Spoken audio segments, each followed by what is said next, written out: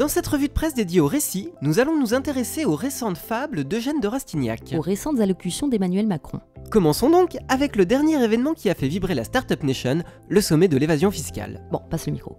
Commençons donc avec le dernier événement qui a fait vibrer la Startup Nation, le sommet Tech for Good. Comme le rapporte un article du site Les Numériques, le président de la République a précisé lors de son intervention « Je ne veux pas le modèle américain, qui n'est pas régulé, sans responsabilité politique, ni que mon peuple, mes startups, soient soumis aux régulations chinoises, un modèle très efficace mais hyper centralisé, organisé par le gouvernement qui n'a pas nos valeurs sur les droits de l'homme et la vie privée. » Joli conte moral prononcé juste avant de s'envoler vers la Russie pour une visite officielle. Hier, Emmanuel Macron a déroulé le tapis rouge à la tech américaine. On cherche toujours le for good. Dommage, il y avait une bonne occasion de montrer la singularité française en matière de tech for good. Nous avons un des écosystèmes les plus dynamiques d'Europe. A tweeté le 24 mai Ismaël Lemouel, fondateur de la Social Good Week française, également cité quelques jours auparavant sur le site La Tribune, dans un coup de gueule sans lequel les acteurs français du secteur n'auraient pas été invités au sommet. Quelque part, ça n'aurait aucun sens que deux mâles blancs ne vivant pas dans ces quartiers s'échangent l'un un rapport et l'autre disant « on m'a remis un plan, je l'ai découvert ». C'est pas vrai, ça ne marche pas comme ça.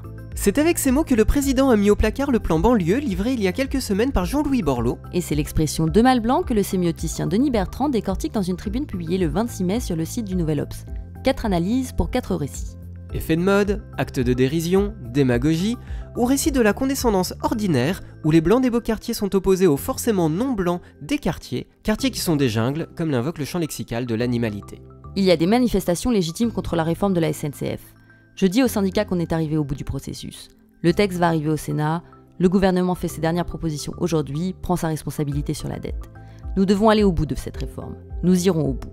Les syndicats ne sauraient se substituer à la représentation nationale et la légitimité populaire. A déclaré toujours le même Emmanuel Macron, dont les propos ont été repris dans les pages du site libération.fr le 24 mai. Ainsi posée la dialectique de la légitimité et de l'autorité, le président de la République propose un récit épique, fait de son juste combat contre une adversité nuisible devant laquelle il ne capitulera pas. Bravo Jupiter!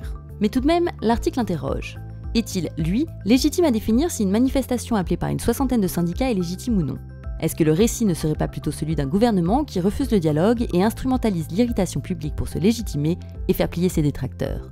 Top, parfait, on la garde. C'était pas très objectif tout ça. Si, je crois que si.